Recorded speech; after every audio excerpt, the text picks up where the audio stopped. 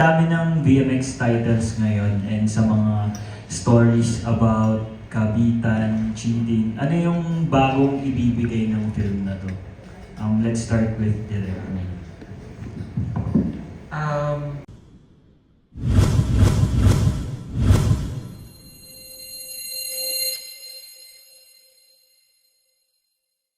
For me, it's the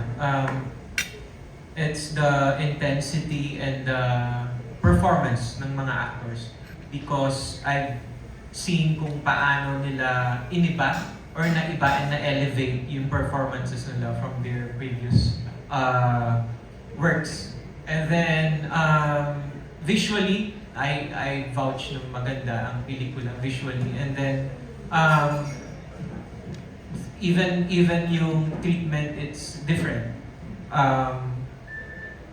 Medyo, lalo na may isang eksena doon na parang favorite scene ko talaga, because iba yung intensity and the way na interpret namin and we mounted it, talagang intense siya. So, ayun, ayoko na mag-spoil, but yun, yung performances mostly, especially si Vince, si Cez, and then si Prima and si Allison, iba yung naipakita na dito.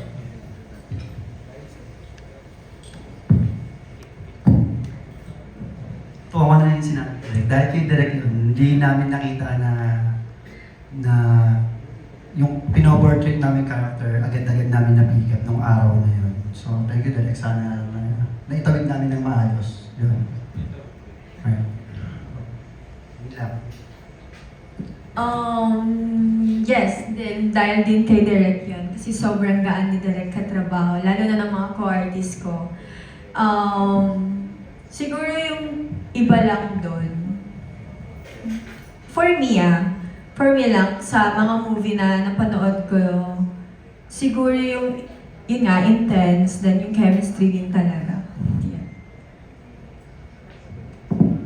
Sa akin naman, when it comes to, one of it talaga, siya very thankful din kami kay Direk for sobrang gaan din katrabaho and also may co-artist. Nakikita ko yung bonding na sobrang dali lang sila kasama and hopefully may mga kasunod pa. But this one, yung sa Cheating Wife, based sa mga typical cheating movies, siguro this movie is more complex kasi may marami siyang hinihit na targets na especially yun nga, Vince is bulag dito. But eventually, nagkakamabutihan na yung dalawang girls. So parang medyo complicated siya in a sense compared to the other typical movies na naging mapusok lang. So this one medyo meron siyang may deeper level na complication na parang hindi naman dapat pero nangyayari. Ganun. Thank you. All right, thank you so much. And now moving on to the